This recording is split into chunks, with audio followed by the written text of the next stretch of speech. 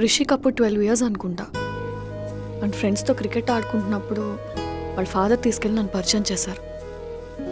రిషిని చూడడం అదే ఫస్ట్ టైం. అప్పటి నుంచి నాకు ఎందుకో తెలియదు, రిషితో టైం స్పెండ్ చేయడం అంటే చాలా ఇష్టం. ఆ విషయం రిషికి ఇప్పటివరకు తెలీదు. వాడు కాలేజ్ డేస్ నుండి వేరే వేరే అమ్మాయిని లవ్ చేసేవాడు. ఒక అమ్మాయిని లవ్ చేయడం, బ్రేకప్ అవ్వడం, మూవ్ ఆన్ అయి వేరే అమ్మాయిని లవ్ చేయడం.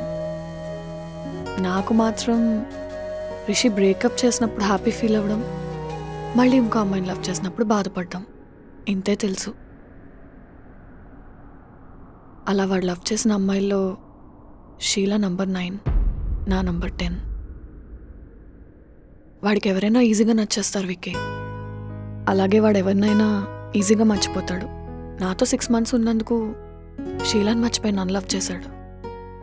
ఇప్పుడు నేను యాక్సెప్ట్ చేశాక నన్ను మర్చిపోయి వేరే అమ్మాయిని లవ్ చేయడానికి గ్యారంటీ ఏంటి? అందరు వేరు, మీరు వేరు కదా మేడం. కరెక్టే విక్కీ, కానీ మనల్ని ఒక పర్సన్ ఎంత ఇష్టపడుతున్నారు అనేది మనం వాళ్ళ లవ్ యాక్సెప్ట్ చేసినప్పుడు కాదు, రిజెక్ట్ చేసినప్పుడు మనకు తెలుస్తుంది. రిషి నాకు ప్రపోజ్ చేస్తున్నప్పుడు తనకు షీలా కాల్ చేసింది. అది కట్ చేసి నాతో మాట్లాడతాడేమో అనుకున్నాను. కానీ రిషి పక్కకెళ్ళి ఆ కాల్ మాట్లాడేసాక వచ్చాడు నా దగ్గరికి. తట్టుకోలేకపోయాను విక్కీ. సడన్గా ఎందుకో చాలా భయం వేసింది. ఎందుకంటే ఇప్పుడు రిషి వేరే అమ్మాయి దగ్గరికి వెళ్ళినా నేను తట్టుకోగలను. కానీ నేను యాక్సెప్ట్ చేసిన తర్వాత రిషి వేరే అమ్మాయి దగ్గరికి వెళ్తే నా ప్రాణం పోయినట్టు ఉంటుంది.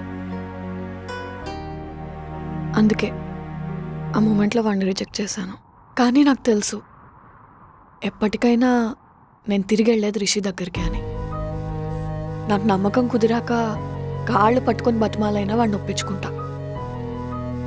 12 years నుంచి లవ్ చేస్తున్నాను పిచ్చోడిని. అలా ఎలా వదిలేస్తా? వాడికి అమ్మనైనా ఆలినైనా అన్నీ నేనే. నేను లేకుండా వాడు, వాడు లేకుండా నేను అస్సలు ఉండలేము.